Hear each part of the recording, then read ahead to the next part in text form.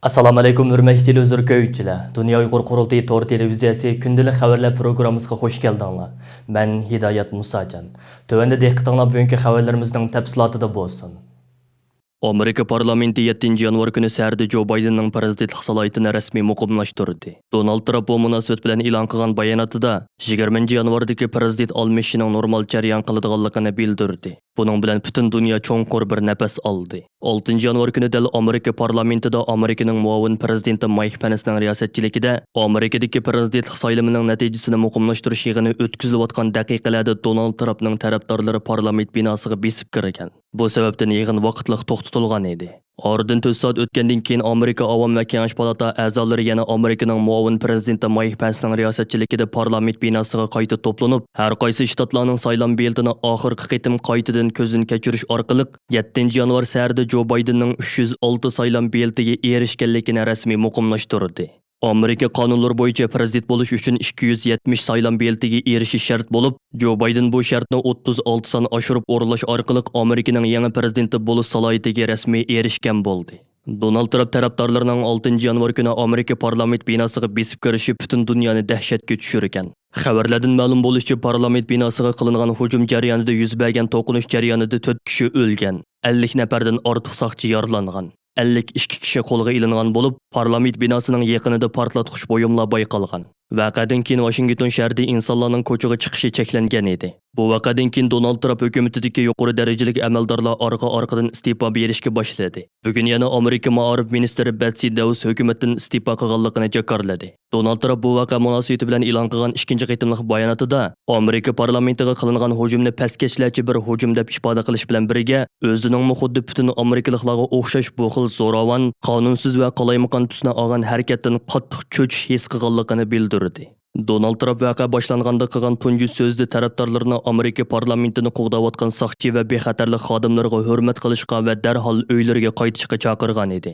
Germaniya matbuotlari Amerikada yuz bergan voqeadan Xitoy tarafining gulqaqalarining ichilib ketganligini, Xitoyning davlat matbuotlarida va ijtimoiy taratqularda bu voqeani bahona qilib, Amerikaning demokratik tuzumini mazoq qiladigan va Amerikani haqoratlaydigan yozmalarning shiddat bilan ko'payganligini xabar qildi. Xitoy markaziy televiziya stansiyasi bu vaqtda e'lon qilgan obzorida G'arb matbuotlari Hong Kongda yuz bergan voqea bilan Washingtonda yuz bergan voqeaga qarata ikki xil o'lcham qo'llandi. Amerika tusini olgan demokratiya modeli bo'lsa faqatla odam aldaydigan bir o'yindan iborat deb ko'rsatdi. Xitoy bo'lsa Joe Biden'ning prezidentligini eng kechikib tabriklagan davlatlarning biri bo'lib, analizchilarning qarashicha Amerikaning siyosiy va iqtisodiy jihatdagi muqimsizligidan eng ko'p foyda oladigan davlat bo'lsa dal Xitoydan iborat.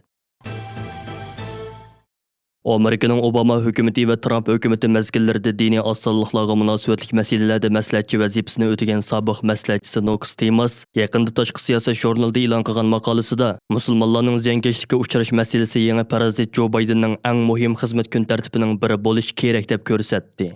U maqolasida o'zining 20 yillik tekshirish va xizmat tajribasi bo'yicha dunyoda eng ko'p zulmga uchraydiganlarning musulmonlar ekanligini, ularning faqat o'zlari osonlik bo'lgan yerlarda emas, balki musulmon davlatlardami kishilik huquq dafsandichiliklarga uchraydiganliklarini bildirgan. U buningda Xitoy, Hindiston, Burma va Saudiya Arabiston qatorliq davlatlarni alohida tilga olgan. U Xitoy haqida to'xtalganda, Xitoyning islom dini va musulmonlarga qattiq ziyonkashlik qilayotganligini, Sharq Turkistonda qurilgan mingdan oshiq lagerlarda oz deganda 1 million Uyg'ur musulmon borligini va ularning soqol qo'yish, aroq ichmaslik va ro'za tutishga o'xshash eng aqalli diniy odatlari uchun ziyonkashlikka uchrayotganligini bayon qilgan. Sobiq maslahatchi DUQ TV Xitoyning iqtisodiy kuchi sababli islom davlatlari tarafidan va islom hamkorlik tashkiloti tarafidan tanqidlanmaydiganligini eskartib, Joe Biden hukumatining cho'qim bu davlatlarni jazolashi kerakligini va buning uchun cho'qim Trump hukumati qo'llangandek konkret jazo tadbirlarini qo'llanishi kerakligini bildirgan.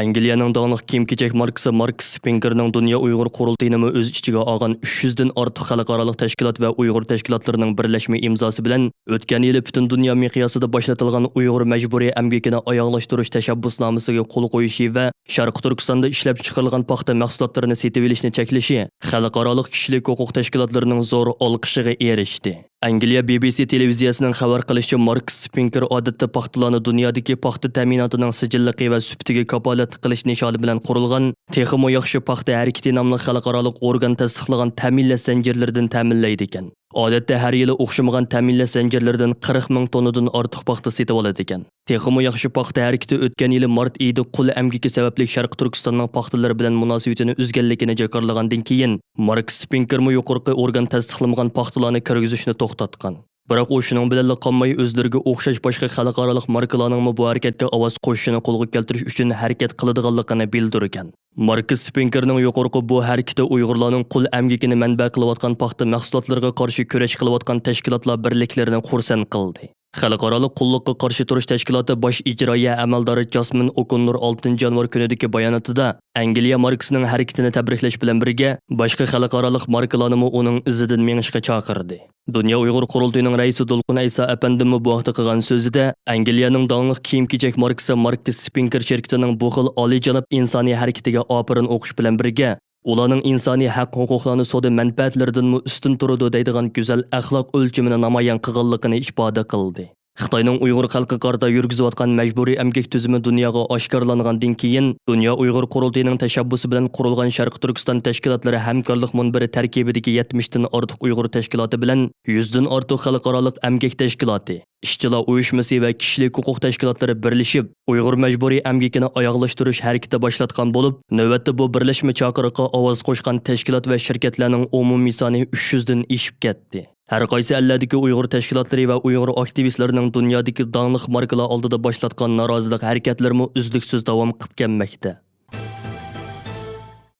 Korona vabosi dunyoga yayilgandan buyon Amerika boshchiligidagi ba'zi g'arb davlatlari va xalqaro kishilik huquq tashkilotlari Dunyo sayyor tashkilotini Xitoyga yon besish va Xitoyning koronavirusining haqiqiy ahvolini yoshirishiga ko'z yumib berish bilan ayblab kelgan. Hatto Amerika bu sabab bilan xalqaro sayyor tashkilotiga berayotgan iqtisodiy yordamini to'xtatgan edi. Ammo Xitoyning yaqinda Dunyo sayyor tashkiloti mutaxassislarining Xitoyga berib virusning manbasini tekshirishiga to'sqinlik qilishi va bu sababdan Dunyo sayyor tashkilotining Xitoyni ayblishi chet el matbuotlarida kuchli g'ulg'ula qo'zg'adi. Xəvərlərdən məlum bo'lishçə Xitoy hökuməti Dünya Səhiyyə Təşkilatı mütəxəssislərinin Wuhan'ga berib, Xitoy virusining manbasini tekshirishini rad qilib, ularga aloqador rasmiyatlarni bijirib berishga qarshi turgan. Bu munosabat bilan 5 yanvar kuni Dünya Səhiyyə Təşkilatıning alohida ahvollarga mas'ul direktori Michel Ryan Janvada muxbirlar qilgan so'zida 2 nafar mutaxassisning allaqachon o'z davlatidan Xitoyga qarab yo'lga chiqqanligini, ammo Xitoy tarafidan rad qilinganligini, buningdan qattiq afsuslanganligini bildirgan. Ba'zi analizchilar Dünya Səhiyyə Təşkilatı olli-burulli Xitoyning orqa bag'chisiga aylanib qolgan. Xitoy hukumatining o'ziga eng yaqin bo'lgan Dünya Səhiyyə Təşkilatıning xodimlarining Xitoyga berib tekshirish ilib berishini to'sishi, Xitoyning hech qanday xalqaro qonun prinsiplarga hurmat qilmaydigan mohiyatini yana bir qitim ro'shan ko'rsatib berdi deb qaramoqda. G'uljidagi 40 yillik peshqadam ma'arifchi Sajida Rahimjonning navbatda Gollandiyaning Rotterdam shahrida yashayotgan o'g'li Otabek, opasining 20 yillik qamoq jazosiga mahkum qilinganligini aniqlab chiqqan. 1963 yili 13 mart G'ulji shahrida dunyoga kelgan Sajida Rahimjonning 40 yillik hayoti ma'arif sohasida xizmat qilish bilan o'tgan. U oxirgi 20 yilda G'ulji shaharlik 16 boshlang'ich maktabning mudiri hamda G'uljidagi Uyg'ur saxovatchi boylaridan Nurtay Hojim qurgan yetim misrlar maktabining mudiri bo'lib xizmat qilgan. 2018 yili yoz oylarida tuyuqsiz g'oyib bo'lgan. Hozir Gollandiyaning Rotterdam shahrida yashayotgan Sajida Rahimjonning o'g'li Otabekning bildirishicha, uning opasi bilan oxirgi qitim telefon orqali ko'rishgan vaqti 2018 yili 4-oyda bo'lgan. Shundan keyin opasi va urug' tuqqanlardan hech qanday uchur ololmagan. Rotterdam shahrida yashayotgan Otabekning sayohat va taksi shirkati bo'lib, u oilasidagilardan uchur ololmagandan keyin 2019 yili yozda o'zining sayohat shirkatiga xaridor bo'lgan bir Xitoy kishiga pul berib, uni G'uljiga berib ahvol egallab kelishga avatgan. Biroq bu Xitoy Sajida Rahimjonning 2018 yili yozda tutib ketilib, shu yili 12-oylarda 20 yillik kesib o'tilganligidan boshqa bir ma'lumotga erishaolmagan. Sajida Rahimjonning qaysi turmaga solanganligi, nima uchun 20 yillik kesib o'tilganligi, boshqa tuqqanlarning ahvoli to'g'risida hech qanday uchurga erishaolmagan. Otabek keyinchi Nurtay Hojim maktabidagi o'qituvchilarning mutlaq ko'p qismining 15 yildan 25 yilgacha bo'lgan og'ir qamoq jazosiga mahkum qilinganligini tordagi uchurlardan ko'rgan. Biroq sababini bilmagan. Erkin Osiyo radiosi Uyg'ur bo'limining muxbirlari bo'lsa Nurtay Hojim Iskandar maktabining 2018 yili yozda taqilib ketganligini, Nurtay Hojim boshliq bir bo'lik donliq tijoratchilarning shu yili yozgacha bo'lgan oraliqda qo'lga ilinib bo'lganligini aniqlab chiqqan edi. Atabekning bayon qilishicha, opisi Sajida Rahimjon 2015-yili 11-oyda 3 oylik sayohat bilan o'g'lini yo'qlash uchun Gollandiyaga kelgan bo'lib, uning 20 yillik qamoq jazosiga yo'liqishiga mushu chet el sayohati asosli sabab bo'lgan bo'lishi mumkin ekan. Hozirga qadar oshkorlangan ma'lumotlar Xitoyning jazo lagerlarini ta'sis qilib tunji yo'qotish nishoniga olgan kishilarning beshida ma'arif, madaniyat, san'at, tijorat, din sohalarida xizmat qilgan va ko'zga ko'ringan kishilar bo'lganligini isbotlamoqda. 40 yillik hayotini farzand tarbiyalash va yetim yesirlarning beshini silash bilan o'tkazgan Sajida Rahimjonmi shu millionlagan qurbonlarning biriga aylanib ketgan. 6 yanvar çarşamba günü New York aksiya bozori yana qaytadan Xitoyning 3 chong telegraf shirkatining paycheklarini aksiya bozoridan chiqarib yetadiganligini jakarladi. New York vaqti gazetining xabar qilishicha, New York aksiya bozori Trump hukumati va Amerika davlat majlisining kuchli besim qilishi bilan qarorini o'zgartirishga majbur bo'lgan ekan. Oldingi hafta New York aksiya bozori prezident Donald Trump o'tgan noyabrda imzolagan ma'muriy buyruqqa asosan Xitoyning 3 chong telegraf shirkati bo'lgan Xitoy birlashma xabarlash shirkati, Xitoy telegraf shirkati va Xitoy ko'chma xabarlash shirkatining paycheklarini aksiya tizimligidan chiqarib yetadiganligini jakarlagan bo'lsa-mu, biroq keyin qarordan yenib olgan edi. New York aksiya bozori bo'lsa çarşamba kunidagi bayonotida bo'lsa o'zlarining Amerika Moliya ministrligining tashqi mulkni kontrol qilish ishxonasining bu vaqtdagi yangi yetakchi qarorini topshirib olganligini va Amerika qonunlariga amal qilib, shu bo'yicha ish ko'radiganligini jakarlagan. New York vaqti gazetining aytishicha, qaror 11 yanvar dushanba kunidan e'tiboran ijro qilinadi ekan. New York aksiya bozorining bu yangi qarori Amerikaning Xitoy bilan bo'lgan moliya aloqasini uzishini tashabbus qilayotgan bir qism davlat majlis a'zolarining maqtishiga sazovor bo'lgan. Xitoy hukumatining Sharq Turkistondagi Uyg'ur yezi aholilarini uy makonlaridan ko'chirib, ularni to'plab idora qilish va majburiy emgakchilarga aylantirish siyosatini jiddiy davomlashtirayotganligi ma'lum bo'lmoqda. Masalan, 4 yanvar kuni Xitoyning Xinhua to'g'ri tarqatgan bir videolik xabarda aytilishicha, Qog'iliq noyasining Chipon yezi va Ko'kar yezi qatorliq 4 yezdan hozirgacha 14 mingga yaqin odam ko'chirib etilgan. Asli makonlashgan tog'lardan ko'chirib etilgan yezi aholilari hozir Oqtosh deb nom berilgan kichik shaharchaga o'rlashtirilgan ekan. Sharq Turkistondagi faqat 4 yezdili 14 ming odamning uy makonlaridan ko'chirib etilishi chet ellardagi kuzatuvchilarning kuchli diqqatini qo'zg'adi. Bu mazkur harakatning ko'lamining intayin kengligini ko'rsatib beradi ekan. Chet ellardagi tadqiqotchilar buni Uyg'urlarni yig'ib boshqarish va majburiy emgakka selish deb baholamoqda.